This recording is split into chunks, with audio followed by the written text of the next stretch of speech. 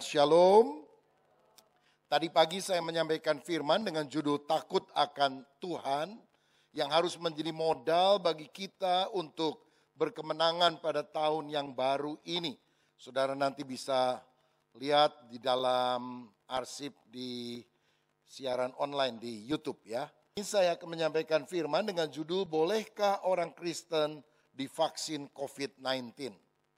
Sejak hari Rabu tanggal 13 Januari yang lalu, Presiden Joko Widodo menjadi orang pertama di Indonesia yang secara resmi telah divaksinasi dan sejak hari itu sampai sekarang mulailah proses vaksinasi untuk seluruh masyarakat Indonesia. Namun masih ada orang-orang Kristen bahkan yang bertanya apakah boleh sebagai orang Kristen saya divaksin? Bukankah di vaksinasi itu ada microchip 666 yang akan menjadikan kita menjadi pengikut antikristus dan sebagainya. Maka saya akan memberikan penjelasan dan pemaparan secara lebih luas sebelum kita masuk atau menjawab pertanyaan inti tadi. Bolehkah kita divaksin? Saudara sekalian, sejak akhir tahun 2019 yang lalu telah muncul virus corona atau lebih dikenal dengan COVID-19 yang merupakan singkatan dari Coronavirus Disease 2019 dari Wuhan, China yang menyerang sistem pernafasan dan paru-paru. Yang kemudian sekarang menjadi pandemi seluruh dunia kena virus ini, lebih daripada 200 negara telah menderita. Data minggu lalu menunjukkan bahwa di dunia 93,5 juta orang positif COVID dan 2 juta orang telah meninggal dunia. Amerika adalah negara yang paling terdampak, 24 juta tertular dan 400 ribu orang meninggal. Di Indonesia lebih kurang daripada data itu, tapi yang meninggal kalau saya tidak salah sudah hampir 1 juta orang. Jadi ini bukan hal yang main-main. Nah, ada banyak pertanyaan yang ditujukan kepada saya secara langsung dan terutama sekarang lewat sosial media. Pertanyaan pertama yang muncul adalah kenapa COVID-19 ini bisa ada? Kenapa COVID-19 bisa muncul? Maka biasanya ada 3 jawaban. Yang pertama, COVID-19 bisa muncul karena itu adalah serangan setan. Karena setan menyerang maka dunia kena COVID-19. Tetapi kalau memang semata-mata itu karena serangan setan, maka kita bisa mengusir dalam nama Tuhan Yesus Kristus dan mestinya COVID-19 sudah hilang. Bukankah roh di dalam kita lebih besar dari roh yang ada dalam dunia? Dan penyakit apa saja yang diusir dalam nama Yesus bisa pergi. Tetapi kita sudah doa, kita sudah tengking, ini COVID-nya nggak hilang-hilang.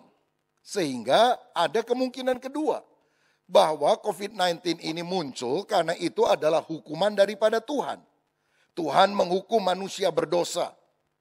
Nah, kalau itu penyebabnya maka solusinya adalah 2 Tawarik 7 ayat 14. Dan umatku yang atasnya namaku disebut merendahkan hati, berdoa, berbalik dari jalan-jalan yang sesat. Artinya bertobat, aku akan mengampuni dosa mereka dan memulihkan negeri mereka. Dan bukankah sudah diserukan dan dilakukan doa pribadi, doa pertobatan, bahkan secara nasional, doa secara internasional, Tuhan ampunilah kami. Kok sampai hari ini COVID-nya juga belum habis?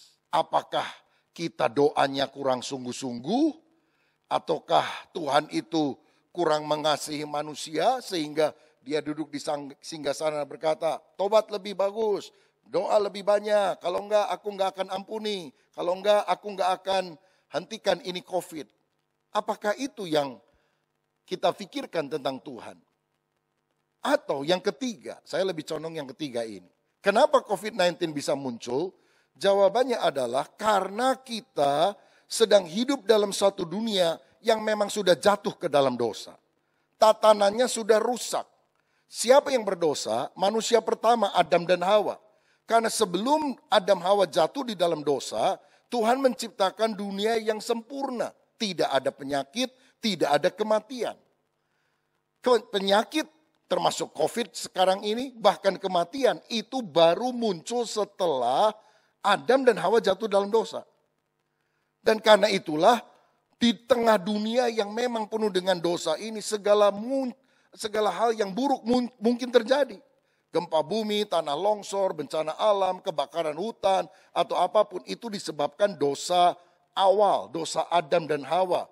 Apalagi ditambah dengan dosa-dosa pribadi dari orang-orang yang tidak takut akan Tuhan.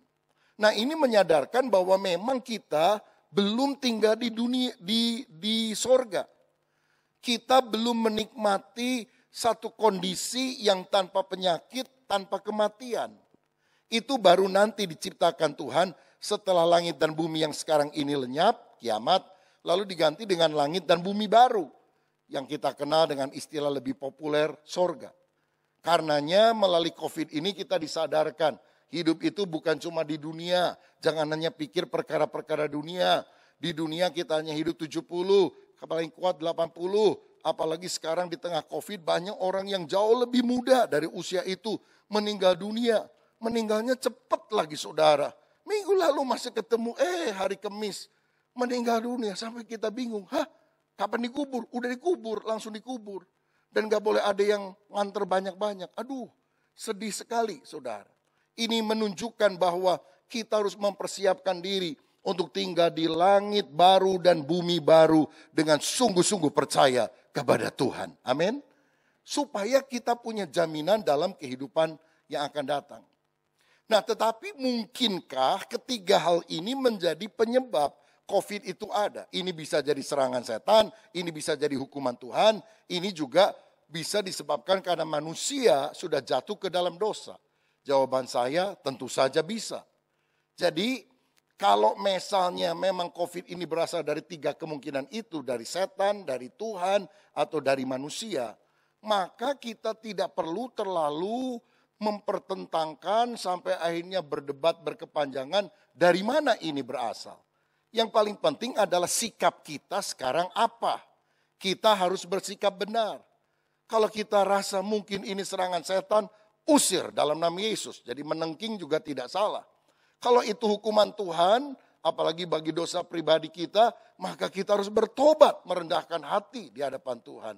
Tapi kalau itu juga merupakan bagian dari kesalahan manusia, dosa awal Adam atau dosa orang-orang pada masa kini, maka kita tentu harus sungguh-sungguh selain bertobat kepada Tuhan, mencari solusi supaya dunia ini bisa mencari jawaban atas apa yang terjadi di atas muka bumi ini. Antara lain menemukan obatnya atau menemukan vaksinnya. Saya ambil contoh.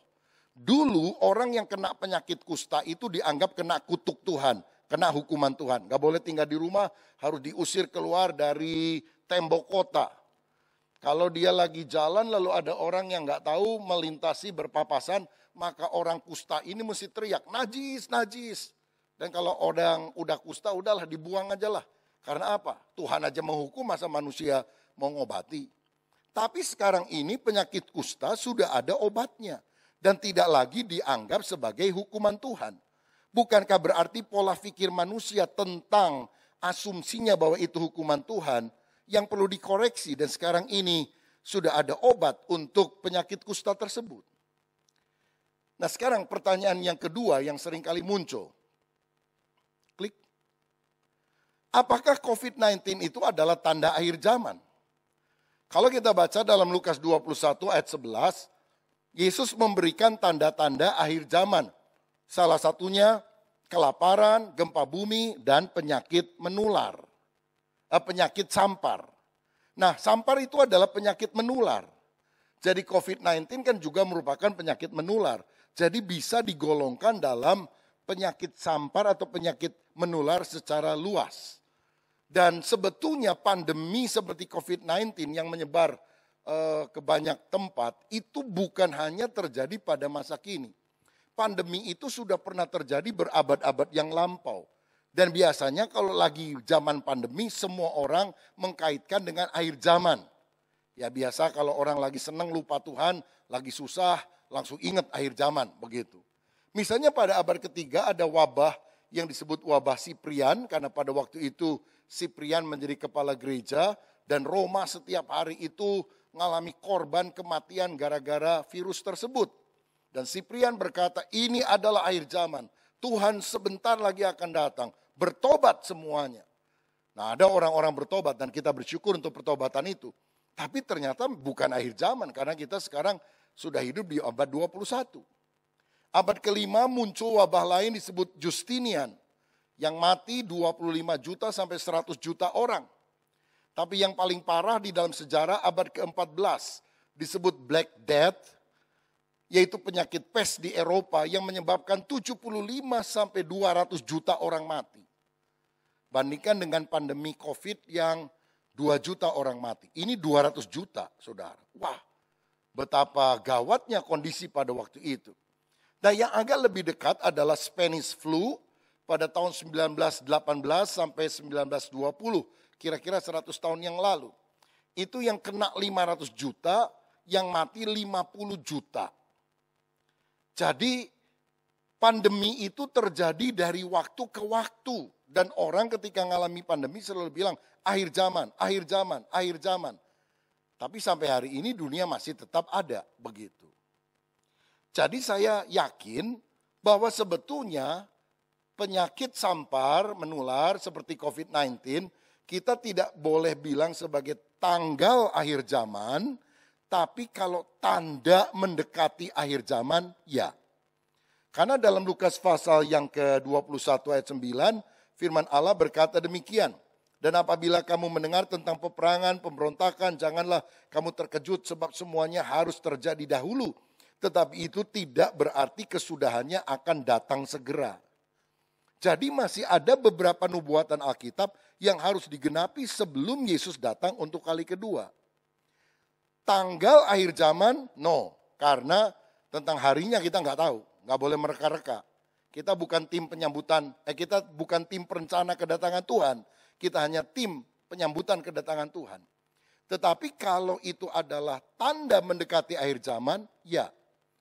Saudara, karena yang lebih dekat dengan kita adalah pengangkatan.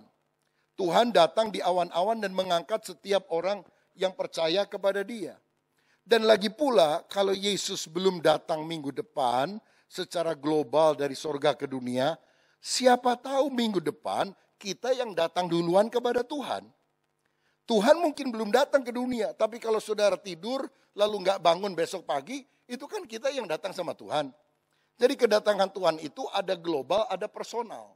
Itu sebabnya kita harus selalu mempersiapkan diri dan nggak boleh bilang, oh Tuhan datangnya masih jauh. Karena besok kita hidup atau mati juga kita belum tahu, saudara. Dan bukankah kalau besok kita mati berarti Tuhan sudah datang kepada kita atau kita yang sudah datang kepada Tuhan. Karena itu kita harus selalu berjaga-jaga. Pertanyaan ketiga adalah, benarkah Bill Gates adalah pencipta virus corona? Sebab ada teori konspirasi yang menyatakan, saudara tahu kan Bill Gates, salah satu orang terkaya di dunia, dia yang punya perusahaan Microsoft, membuat software komputer, dan kalau ada virus komputer dia bikin vaksin komputernya. Nah sekarang bukan vaksin dan virus di komputer, benar-benar di dunia nyata begitu. Biangnya juga sama, Bill Gates. Jadi Bill Gates itu menciptakan virus corona, lalu dia membuat vaksin, dan di dalam vaksin itu telah ditambah microchip quantum implant yang akan mengontrol data seluruh umat manusia di atas muka bumi. Kenapa tuduhan ini bisa muncul? Karena tahun 2015 dalam acara TED Talks yang diadakan di Amerika Serikat, Bill Gates bicara tentang bahaya pandemi. Waktu itu dia sebutkan pandemi Ebola, saudara. Lalu 2016 dia bicara kepada calon presiden Amerika pada waktu itu, Hillary Clinton dan juga Donald Trump, yang intinya negara jangan hanya menghabiskan biaya untuk mencegah perang nuklir, karena bahaya yang lebih besar adalah pandemi yang akan melanda dunia. Dan ternyata 5 tahun kemudian apa yang dia omong itu terbukti. Wah, jangan-jangan dia udah tahu sebelumnya nih. Jangan-jangan dia biang keroknya begitu. Dan kita tahu Bill and Melinda Gates Foundation adalah yayasan yang dari sejak lama sudah mengeluarkan dana miliaran US dollar untuk membantu orang miskin dan juga membantu pendidikan di seluruh dunia termasuk kesehatan, membuat vaksin COVID-19 dan sebagainya. Nah, jika demikian, klik. Apakah benar Bill Gates adalah pencipta virus corona? Karena telah muncul berbagai teori konspirasi dan kadang orang Kristen juga ikut campur di dalam teori konspirasi ini. Dia bilang, wah benar nih Bill Gates. Dan dihubungkan dengan Wahyu 13. Tandanya 666 yang disuntikan ke dalam tubuh manusia. Fox News, kantor berita di Amerika, survei YouGov, dan juga diperkirakan 44% pendukung Donald Trump beberapa bulan yang lalu ketika disurvei menyatakan bahwa mereka percaya bahwa vaksin atau virus COVID-19 ini adalah konspirasi jahat dari sekelompok orang yang akan membawa mereka pada New World Order, pemerintahan dunia baru. Nah saudara-saudara, bagaimana tanggapan saya? Tanggapan saya adalah begini, jika memang benar Bill Gates adalah orang yang menciptakan vaksin COVID-19, betapa jahatnya dia. Dia manusia jahanam, saudara, yang telah membuat seluruh dunia menderita. Tapi seandainya Bill Gates memang tidak menciptakan virus corona, tapi karena keilmuannya dia memprediksikan hal itu terjadi dan kita harus bersiap-siap, bahkan dia telah menghamburkan jutaan US dollar untuk memvaksinasi supaya orang tidak kena penyakit itu atau bahkan orang lebih sehat. Lalu kita menuduh atau percaya kepada tuduhan bahwa Bill Gates yang melakukannya. Betapa jahatnya orang yang menyebarkan hal itu. Nah yang benar yang mana? Kita nggak tahu saudara sekalian. Nah karenanya kalau menurut saya langkah praktisnya kita jangan gampang menuduh orang. Sebab belum tentu dia yang melakukannya. Mungkin saja dia justru bermaksud baik untuk melakukan hal tersebut. Karena sebetulnya sejak sekian bulan yang lalu Bill Gates terang-terangan telah berkali-kali membantah teori ini. Dia berkata teori konspirasi yang menuduh dia itu teori bodoh dan aneh. Dan akhirnya dia bilang saya nggak mau ngomong ini lagi lah. Ya biarin aja orang menilai. Karena dia sudah berkali-kali membantah hal tersebut. Dia bilang maksud saya hanya ingin menolong orang-orang dengan membuat vaksin supaya orang-orang bisa sehat dan hidup lebih lama. Kita harus sadar kita tinggal di masa post-truth. Post-truth adalah masa di mana kebenaran itu diyakini bukan berdasarkan data dan fakta objektif, tapi lebih berdasarkan opini atau asumsi pribadi dan keyakinan diri. Walaupun orang bilang nih datanya begini, enggak saya mah percaya COVID teh bohongan. COVID mah. Ini orang mati dan sebagainya, dokter terpercaya saya mah. Nah, kenapa orang bisa berkata demikian? Karena bagi dia kebenaran adalah asumsi dia pribadi. Dia nggak peduli ada jutaan orang mati kayak atau apa. Menurut saya COVID itu nggak ada. Dan di Indonesia masih banyak orang yang punya pikiran semacam itu. 2-3 hari lalu suster cucu saya ada susternya. Nanya sama istri saya, Bu, COVID-nya benar-benar ada atau enggak? Begitu. Ini dari kampung mana ini saudara sekalian? Dia tanya, benar enggak COVID itu ada? Ya benar atuh. Tapi bagi beberapa orang bukan, ini hanya permainan pikiran saja. Begitu. Nah pada masa kini ada banyak fake news, kabar-kabar bohong di berita, ada hoax yang disebarkan lewat sosial media, WA group dan sebagainya, termasuk pseudo-science. Orang membuat tayangan, animasi, bahkan penjelasan-penjelasan seperti masuk akal, seperti science, tapi sebetulnya bohong. Dasarnya memang meluncurkan berita bohong. Karena pernah ada seorang politikus dari Jerman pada Perang Dunia Kedua, ini yang mengindoktrinasi juga Hitler, mendukung Hitler. Dia bilang, kalau kita mengucapkan kebohongan sekali, itu bohong. Kalau 2 kali orang masih nggak percaya. Tapi ucapkanlah kebohongan itu terus menerus, maka orang akan percaya bahwa kebohongan itu ternyata adalah sesuatu yang benar. Dan zaman ini kita hidup pada masa semacam itu. Nah, contohnya apa, saudara? Baru pemilihan presiden Amerika kan, Donald Trump yang dinyatakan kalah sama Joe Biden. Nggak percaya kan Donald Trump sampai waktunya kan dia nggak mau mengakui, saudara. Tapi tetap yang dilantik kemarin Joe Biden, begitu. Dan apa yang diteriakkan? Saya dicurangi.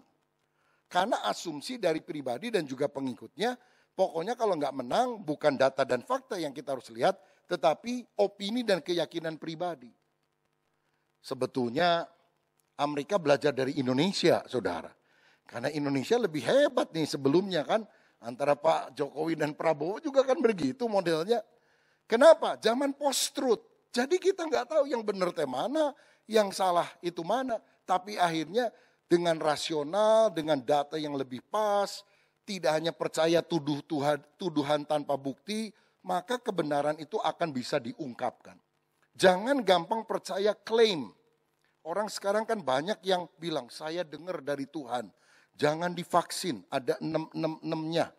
Jadi kalau mau sehat, doakan aja air putih dalam nama Yesus. Nanti berubah jadi darah Yesus, nah minum, sehat semuanya. Nah banyak sekali orang bisa mengklaim itu dalam nama Tuhan, dengar dari Tuhan. Apa dasarnya? Kan Alkitab juga, kita nggak bisa buktikan orang ini benar atau enggak. Gitu ya. Itu berdasarkan opini pribadinya. Nah kalau sudah begitu, kita harus pegang prinsip-prinsip secara global dari firman Tuhan. Supaya tidak gampang disesatkan oleh orang yang mengaku-ngaku mendengar suara Tuhan. Cek saha temenang divaksin teh, cek Tuhan. Kan begitu saudara. Ya. Aduh kalau udah Tuhan ngomong kan kita gak berani ngomong nih. Tapi bener gak lu dengar dari Tuhan?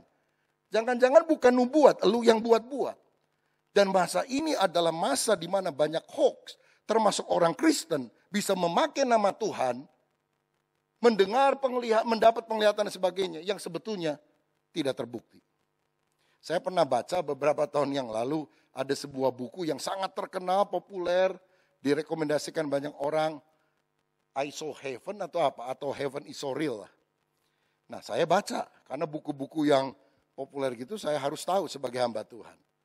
Lalu kemudian saya lihat satu kali dia bilang, saya dibawa Tuhan, terbang ke sorga dan saya didudukan di pinggir sebuah pantai yang indah. Dan kemudian saya lihat malaikat dan sebagainya. Waktu saya baca itu saya bingung saudara. Karena di Alkitab saya dituliskan Wahyu 21 ayat 1. Akan ada langit dan bumi baru, sorga, laut tidak ada lagi. Saya tutup buku itu, enggak. Ini melihat pantai mana ini di sorga enggak ada pantai. Nah saya enggak bilang dia bohong. Tapi mungkin yang dia lihat bukan sorga. Karena sorga menurut Alkitab nggak ada laut, saudara. Nah jadi kita harus konfrontir semuanya dengan firman Tuhan. Nah jadi kita harus mengerti tentang apa yang menjadi dasar daripada teori konspirasi yang kebanyakan merupakan hoax, kebohongan yang dibungkus dengan pseudoscience, ilmu gadungan di tengah dunia di masa post-truth itu. Nah jadi kembali pertanyaannya adalah, kalau Bill Gates bisa tahu beberapa tahun sebelumnya akan ada pandemi, itu dari mana? Nah saya akan jawab pertanyaan ini. Mengapa Bill Gates bisa memprediksi munculnya pandemi ini? Saya akan jelaskan lebih luas. Saudara, ada 3 hal yang berkaitan dengan masa yang akan datang yang bisa diketahui seseorang. Pertama, orang bisa tahu sesuatu yang akan datang karena nubuat, profesi. Yang menyampaikannya adalah prophet, nabi. Sumbernya dari Tuhan. Jadi orang yang dikuasai roh Tuhan bisa menyampaikan nubuatan-nubuatan tentang hal yang akan datang, yang mungkin dia nggak tahu, nggak ngerti, dia juga nggak ngalaminya, tapi itu pasti terjadi. Contohnya nubuatan tentang akhir zaman yang disampaikan oleh Yohanes, Rasul Yohanes, murid Tuhan. Di Pulau Patmos dia dapat penglihatan. Akan ada antikris di akhir zaman, akan ada peristiwa ini, 666 dan sebagainya. Itu pasti benar karena memang nubuatan yang berasal dari Tuhan. Tapi yang kedua, mengapa ada orang yang bisa tahu hal yang akan datang? Itu berupa ramalan. Siapa yang melakukannya? Peramal, saudara. Ya, paranormal, ilhamnya dari iblis. Iblis itu banyak tahu, tapi tidak maha tahu. Sehingga ramalan itu bisa terjadi atau bisa tidak terjadi. Baru-baru saja saudara ada peramal namanya Mbak Yu atau siapa yang meramalkan tahun yang lalu ada pesawat warna biru dan merah akan jatuh. Wah, waktu terbukti banyak orang kemudian wah hebat nih. Lalu dia juga meramalkan bahwa akan terjadi pertumpahan darah dan presiden akan diganti dan sebagainya. Wah, ini jadi ribut saudara. Karena dia bilang dalam konteks itu kan tampaknya 2021. Teman saya Pak Gilbert langsung bilang, buktikan kamu yang benar atau firman Allah yang saya sembah yang benar. Karena ini kutuk saudara, kutuk harus dipatahkan dalam nama Yesus. Langsung dia ralat saudara. Loh masa ramalan diralat, yang benar aja. Ya. Dan Tuhan menginginkan kita tidak percaya kepada peramal nasib. Loh kalau yang jatuhnya pesawat kok benar. Kalau sumbernya dari setan, setan banyak tahu. Apalagi yang jelek-jelek begitulah. Kan ada netizen bilang, kenapa nggak ngeramal yang baik? Ya sumbernya jelek, saudara gimana dia bisa meramal yang baik? Nah karena itulah akhirnya dia rela dan jelas hal itu tidak konsisten, tidak benar saudara. Nah yang ketiga, hal yang berkaitan dengan hal yang akan datang itu bisa terjadi karena prediksi. Nah kalau prediksi itu bukan oleh nabi, bukan paranormal, tapi saintis, ilmuwan. Berdasarkan pengamatan ilmu pengetahuan. Misalnya yang paling gampang ramalan cuaca lah. Ramalan cuaca nanti 3 hari ke depan akan ada hujan gini gitu, harap berjaga-jaga. Itu bukan nubuatan dari nabi. Itu bukan paranormal lah yang ramalan cuaca. Kan gak bisa begitu. Itu adalah prediksi dari saintis. Contohnya ada seorang namanya John Naisbitt, sekian tahun yang lampau telah menulis buku Megatrends 2000.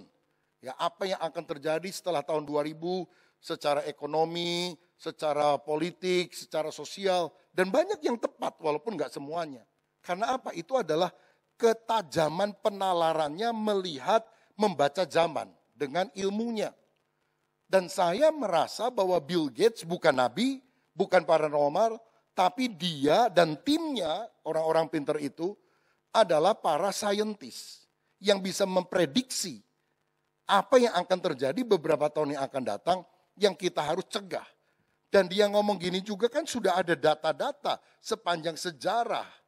Wabah Cyprian, Justinian, kemudian Black Death, lalu Spanish flu dan sebagainya. Jadi sangat logis apa yang dia sampaikan tersebut.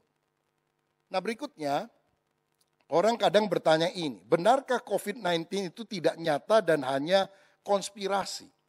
Konspirasi artinya persekongkolan rahasia yang merencanakan kejahatan secara rapi. Mereka bilang ada webnya juga saudara, ada klipnya ya disebarkan kemana-mana. Tes swab akan dibuat tidak akurat sehingga orang akan dinyatakan positif terus COVID. Vaksin akan terus-menerusan diproduksi dan akan menguntungkan konspirasi yang melakukannya. Tapi yang sekarang menemukan obat atau vaksin atau cara untuk mentes kan bukan cuma satu perusahaan. Kalau satu perusahaan mendominasi dunia, barangkali kita perlu curiga, jangan-jangan dia yang bikin-bikin. Tapi kan sekarang ini sudah muncul beraneka ragam di berbagai belahan dunia, saudara. Jadi tidak dikuasai oleh satu perusahaan saja. Mereka juga berkata orang akan ditato dengan sertifikasi digital, apakah sudah divaksin atau belum dan kapan. Itu disebut sebagai certification mark, tanda sertifikasi, yang dihubungkan oleh orang Kristen dengan mark of the beast, 666, 666. Apakah benar begitu atau cocok logi? Karena di Indonesia ini ada banyak teolog yang cocok logi, suka mencocok-cocokkan begitu. Apalagi orang Kristen yang nggak belajar teologi ya, sering mencocokkan. Jadi teologianya itu teologia kirata. Tahu kirata saudara? Dikira-kira supaya nyata begitu. Nah, saya yakin bahwa COVID-19 itu bukan sesuatu yang tidak nyata. Bukan hanya permainan pikiran. Saya yakin bahwa COVID-19 itu benar-benar terjadi, benar-benar asli wabah yang sedang melanda umat manusia. Kenapa? Sebab sebelum COVID-19 ini kan sudah ada jenis corona lain. Seperti SARS, MERS.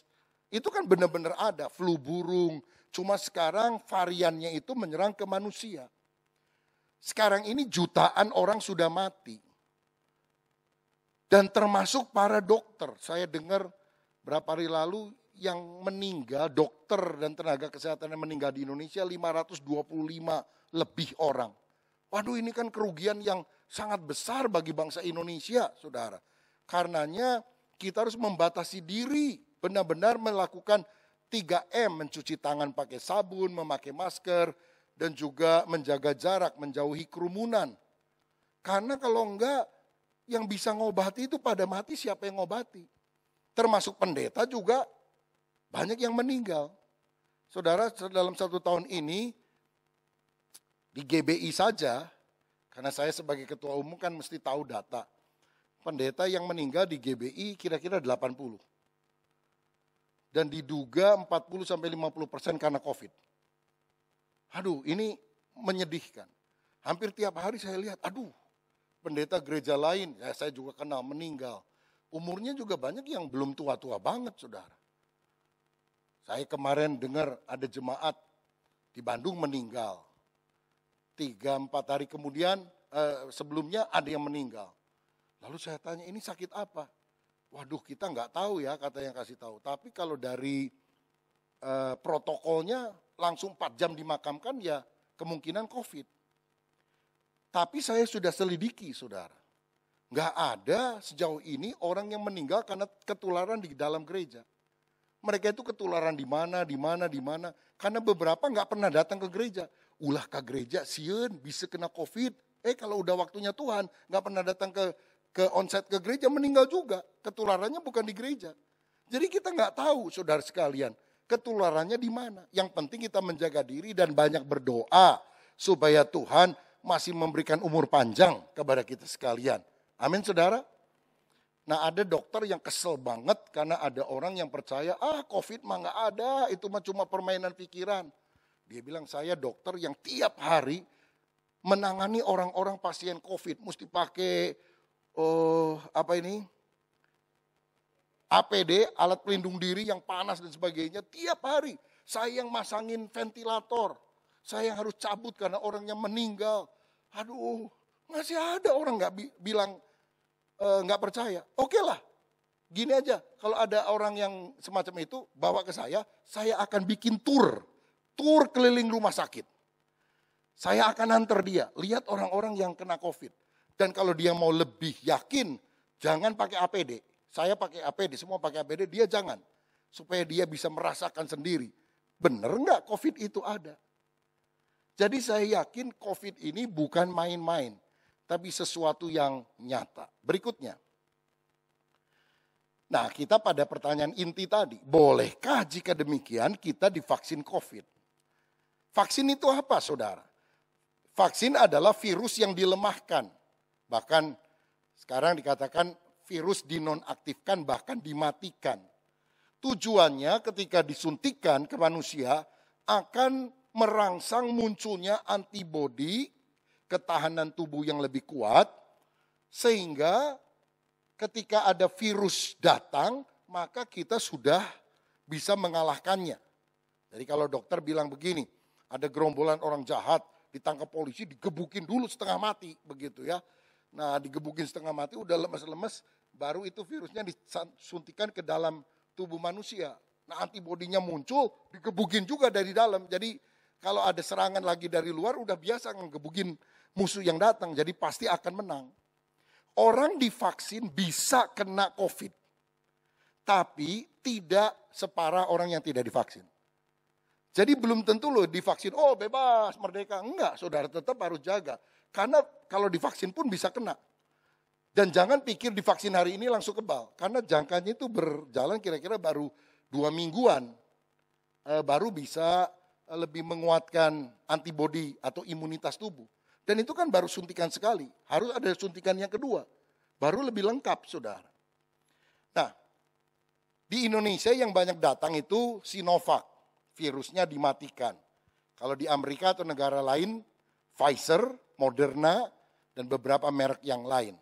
Yang teknologinya beda, mRNA, yaitu protein virus sintetis yang disuntikan yang akan memicu imun tubuh manusia. Ini penelitian baru. Kalau yang Sinovac itu sudah lama, model lama, saudara. Nah, ini kan jadi pro kontra mana yang lebih bagus. Yang mesti jawab adalah dokter. Kalau saya kan dari sisi teologianya. Tapi saya mau katakan begini, kenapa pemerintah Indonesia lebih banyak memesan Sinovac dan bukan Pfizer atau Moderna. Walaupun itu juga akan diimport, saudara. Karena Sinovac ini telah menggunakan teknologi lama, puluhan tahun. Bahkan lebih dari 100 tahun untuk menghasilkan vaksin, yaitu virusnya dilemahkan atau dimatikan, disuntikan ke dalam tubuh. Nah, dan lagi pula virus Moderna itu harus disimpan vaksinnya, kalau nggak salah berapa? Minus 20 derajat Celcius atau 40 derajat Celcius. Pfizer itu paling sulit nyimpennya, minus 70 derajat Celcius. 70 derajat Celcius di bawah 0. Nah, kalau Sinovac ini 2 sampai 8 derajat di bawah 0. Jadi dimasukkan di dalam refrigerator di rumah, misalnya yang buat bikin es, itu masih kuat. Kalau Pfizer rusak, saudara. Pasti akan rusak. Dan karena pemerintah kita juga mikir, di Indonesia itu distribusinya, kalau udah dikirim-kirim kan mesti disimpan nih. Alat penyimpanannya kan hampir nggak ada di Indonesia yang tahan minus 70 itu. Malah bisa jadi rusak. Karena itu dibelilah Sinovac. Jadi menurut saya ini adalah hikmat yang Tuhan berikan kepada pemimpin bangsa kita. Nah, saudara-saudara, ada yang bilang, wah tapi Sinovac ini katanya cuma 65, efikasinya 65%. 35%-nya mungkin tidak bagus. Dalam arti kalau 100 orang divaksin, 65 akan memperoleh kekebalan, 35 Anda kurang beruntung, kira-kira seperti itu. Gimana tuh? Kan mendingan yang lebih bagus. Mungkin saja Pfizer 95%. Tetapi ternyata efek sampingnya Pfizer lebih tinggi daripada efek sampingnya Sinovac. Jadi memang makan buah si malakama nih ya. Efeknya lebih bagus, efek sampingnya lebih besar. Ini kemungkinannya ya lumayan ini masa dengan, tapi efek sampingnya juga kecil. Mungkin saudara bilang, saya mah ingin yang bagus tanpa efek samping. Sok atuh nyieun sorangan. Dan saudara-saudara, memang ilmu pengetahuan kan gak sempurna. Ada seorang dokter kan saya bilang gini, orang divaksin itu seperti orang jalan di tengah hujan deras dan bawa payung.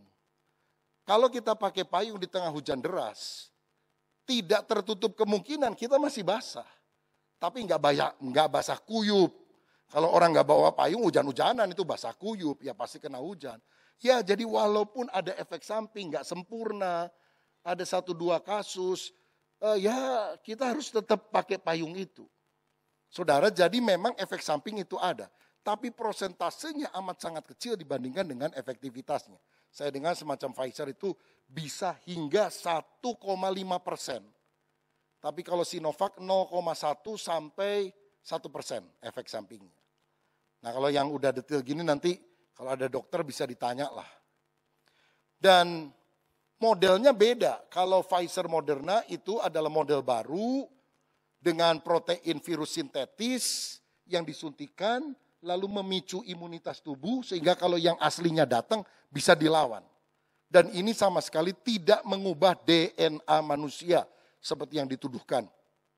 Ada yang bilang kalau udah disuntik ini jadi zombie loh, jadi antikris. Ya ini saudara kan ada beberapa teman di Amerika, dokter dan sebagainya, udah disuntik, pada disuntik kan. Lalu ditanya oleh rekan saya, seorang pendeta di Amerika, Pak, Bapak udah disuntik? Udah. Dokter ya? Dokter. Bapak masih cinta Yesus enggak? Lebih cinta Yesus katanya. Jadi bohong dong kalau orang bilang kalau udah disuntik hilang hadirat Tuhan, cinta Yesus. Enggak tuh saya udah disuntik katanya. Saya makin cinta Yesus, sadar hidup ini adalah anugerah Tuhan. Jadi ingat, hoax berkembang di mana-mana. Nah, penyakit yang dahulu mematikan kini bisa diatasi dengan hikmat oleh manusia yang menerima dari sumber dari Tuhan. Saya yakin all truth is God's truth. Semua kebenaran itu sumbernya dari Tuhan. Misalnya cacar, difteri, hepatitis, TBC, meningitis, flu. Sekarang ini sudah bisa diatasi karena ada vaksinnya. Cucu saya 2 orang. Berapa bulan sekali orang tuanya bawa ke dokter. Ngapain ke dokter? Masih kecil. Divaksin pi katanya. Vaksin apa? Ya macam-macam. Ada vaksin cacar, vaksin hepatitis atau flu atau apa gitulah. Saya juga ngalami nih di bagian kiri tangan ada bekas vaksinasi. Dikuris. Kuris orang dulu mah bilang. Ada nggak saudara? Ada ya? Agak gede gitu ya. Ya berarti saudara sudah tua tuh ya. Karena zaman sekarang mah kayak gitu. Nah di kanan juga ada, lebih kecil. Sekarang lebih kecil lagi, begitu. Jadi efeknya juga, ya ada lah kalau anak divaksin kadang-kadang ada yang suka agak demam. Tapi gak lama paling sehari juga sudah sembuh. Nah vaksin cacar, difteri, hepatitis, TBC, meningitis, flu tidak pernah dikaitkan dengan agama. Sekarang kok vaksin COVID dikait-kaitkan dengan agama ya? Ini aneh ini. Jadi bolehkah kita divaksin? Jawabannya boleh. Karena ini adalah upaya melindungi kehidupan manusia. Nah cuma memang nanti akan ada pemeriksaan, ada penyakit tertentu, penyakit bawaan yang harus tidak boleh divaksin, atau kalau kita lagi panas badan waktu divaksin harus ditunda, itu masalah kedokteran lah. Tapi secara inti, karena ini adalah usaha untuk melindungi kehidupan manusia, bukan cuma pribadi loh saudara, tapi melindungi orang lain. Sebab orang yang tidak atau menentang itu lalu kemudian dia menularkan kepada orang lain, bukankah secara tidak langsung dia bisa membuat orang sakit, bisa membuat orang lain mati. Dan Tuhan ingin agar kita mengasihi sesama manusia seperti kita mengasihi diri kita sendiri. Berikutnya. Apakah benar vaksin itu dimasuki microchip 666? Nah saudara, sebetulnya sudah ada aplikasi pelacak hoax atau benar. Saudara tinggal cari aja ya.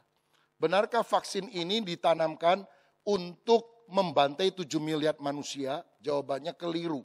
Berdasarkan semua bukti yang ada, pernyataan ini tidak akurat. Apakah benar vaksinnya diberi barcode? Kan ribut nih beberapa minggu yang lalu. Karena dalam acara Mata Najwa, Menteri Erick Thohir bilang ya bahwa itu dikasih barcode. Sudah dia tunjukkan itu ya, botolnya yang kecil ada barcode-nya. Barcode di botol vaksin, barcode di dusnya. Bahkan mobilnya juga dikasih barcode, jadi akan dilacak. Jadi orang pikir, wah kalau udah divaksin nanti kemanapun kita berada bisa dilacak. Mobil kita bisa dilacak. Bukan. Yang dikasih barcode itu bukan vaksinnya, botolnya. Yang dikasih vaksin itu, yang dikasih barcode itu dusnya. Coba saudara beli apa di supermarket, ada barcode-nya enggak? Dibeli enggak itu makanan atau barang? Dibeli. Kenapa enggak? Hati-hati ya, jangan ambil barcode, antikris. Kan barcode itu sudah biasa saudara. Jadi kalau keluar dari mall itu kan tinggal seret, itu kan barcode semua. Jadi yang di barcode itu bukan vaksinnya, botolnya, dusnya, mobil yang bawa supaya tidak disalahgunakan. Mungkin ada yang jualan, ada yang apa. Nah ini benar-benar dipantau oleh pemerintah supaya datangnya dipakainya oleh orang yang memang sah untuk menerimanya. Berikutnya. Wahyu 13 menyatakan memang antikristus akan datang dan akan memberi tanda untuk pengikutnya. Tapi kan sekarang ini antikris belum datang. Antikris akan memberi tanda, kan belum.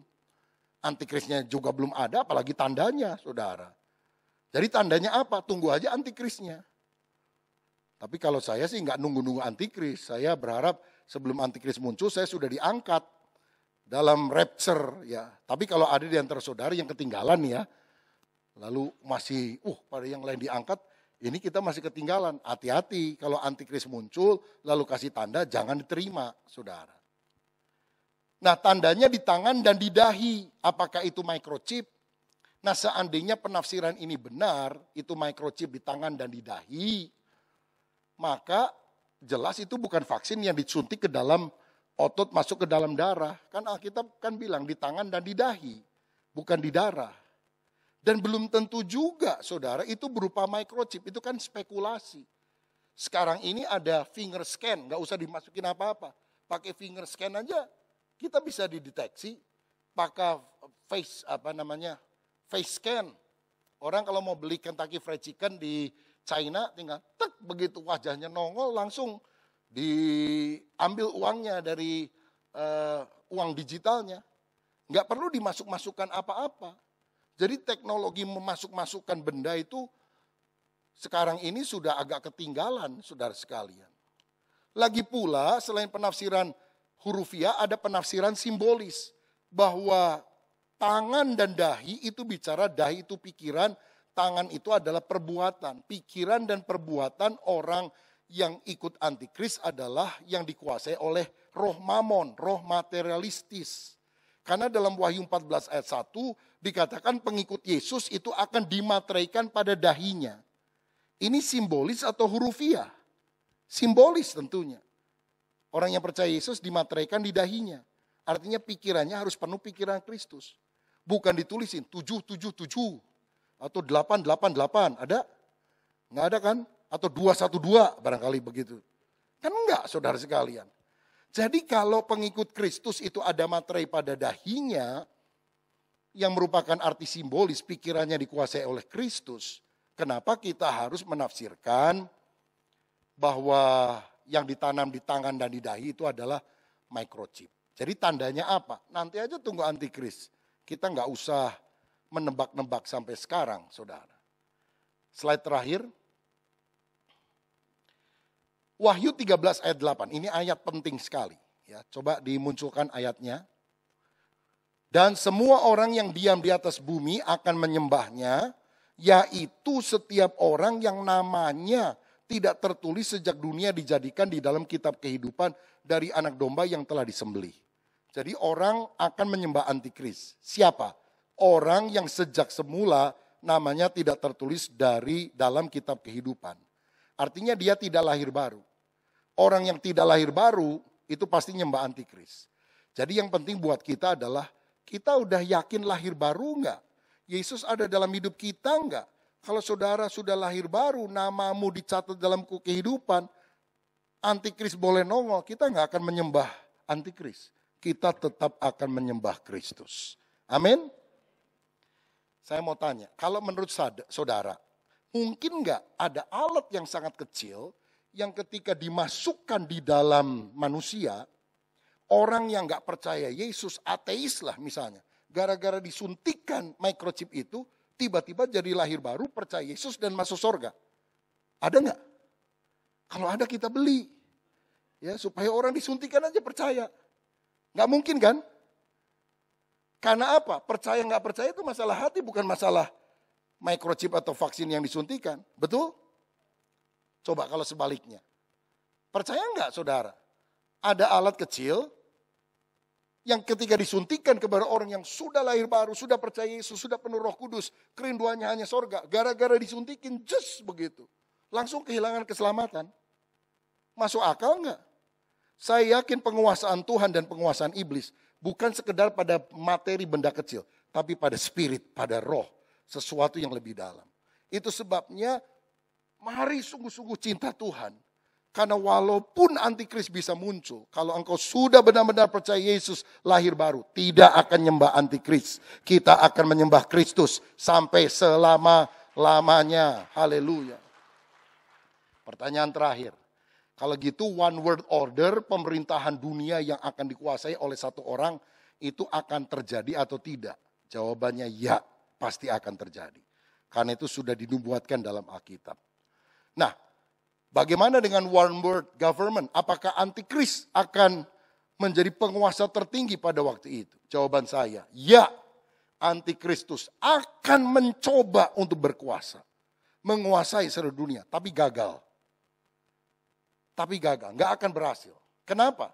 Karena dalam Daniel 3, dalam Daniel pasal 2, Raja Nebukadnezar lihat penglihatan, patung besar, kepala dari emas, dada dari perak, bagian perut dari perunggu, kaki ini dari besi campur tanah liat. Itu menggambarkan bangsa-bangsa di dunia, ya, bangsa Irak, kemudian Persia, kemudian Yunani, yang paling bawah Roma. Dan 10 jari kaki melukiskan akan ada konfederasi 10 negara yang bergabung, dan itu akan terjadi di akhir zaman. Banyak orang menduga ini adalah Roma kedua yang akan bangkit kembali. Tapi tiba-tiba ada batu yang menggelinding dan menghancurkan batu itu, menghancurkan patung itu, dan batu itu akan jadi bangunan atau jadi gunung yang sangat besar yang memenuhi seluruh bumi. Dan itu adalah kerajaan Allah. Artinya Antikristus berusaha menguasai dunia, tapi pasti akan gagal. Karena yang bisa menguasai dunia hanya satu, Tuhan Yesus Kristus. Karena itu disebut 666. Saudara tahu manusia diciptakan pada hari ke-6? Kesempurnaan itu ditulis dengan 777. Dan angka yang paling sering muncul di Wahyu bukan 666, tapi 777. 7 materai, 7 sangkakala, 7 cawan, 7 kaki dian, 7 sidang jemaat. 777 malaikat dari ke-7 sidang jemaat. 777 itu bicara soal kesempurnaan. Jadi ada manusia yang ingin menjadi Tuhan. Nggak bisa. Dia paling hebat juga sampai 6. Dia mencoba berkali-kali. 6. Nggak pernah bisa jadi 777. Artinya gagal. Karena yang berhasil cuma satu, Yesus yang sempurna itu. Ayat yang terakhir, kita lihat, baca bersama. Zakaria pasal 14 ayat 9. Zakaria 14 ayat 9. Mari baca bersama 2, 3. Maka Tuhan akan menjadi raja atas seluruh bumi. Pada waktu itu Tuhan adalah satu-satunya dan namanya satu-satunya. Siapa yang berhasil menjadi raja atas seluruh bumi? Yesus. Bukan Antikristus. Jangan ditakut-takuti dengan khotbah, pengajaran. Wah, nanti Antikristus akan begini, begitu. Saudara, mencoba. Berdampak memang. Tapi Bogalalakon mah menangnya juga terakhir, saudara. Ya, siapa Bogalalakonnya, jagoannya? Yesus. Kelihatannya Antikristus akan menang. Ya, sampainya tek mentoknya di 666. Gagal dia. Karena 7 akan bangkit. Ketika manusia ingin jadi Tuhan, 666.